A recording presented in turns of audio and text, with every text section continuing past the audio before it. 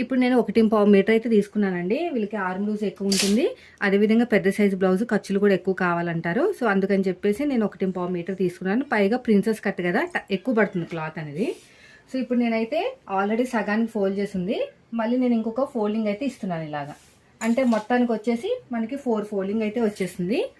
4 folding కోసం మనం marking వేసుకున్న తర్వాత ఎల్ స్కేల్ తోటి ఈ ఫోల్డింగ్ వైపుకి మనం పెట్టుకోవాలన్నమాట. ఎల్ స్కేల్ని ఇలాగా ఫోల్డింగ్ వైపు పెట్టుకుంటే ఆటోమేటిక్గా ఇక్కడ స్ట్రైట్ వస్తుంది. ఎలాగైతే వస్తుందో అలా కట్ చేసుకోవాలి ఇలాగా.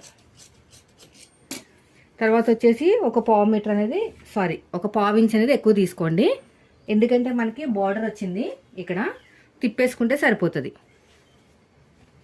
తర్వాత ఆర్మ్ లూజ్ ఎంత ఉందో చెక్ చేసుకోండి. ఆర్మ్ లూజ్ ఎప్పుడు కూడా బ్యాక్ పార్ట్ నుంచి చూసుకోవాలి. ఫ్రంట్ బ్యాక్ స్టార్ నెక్, పైగా ఇది వచ్చేసి డీప్ నెక్ బ్లౌజ్ అనమాట. సో మన మెథడ్ ప్రకారం డీప్ నెక్ బ్లౌజ్కి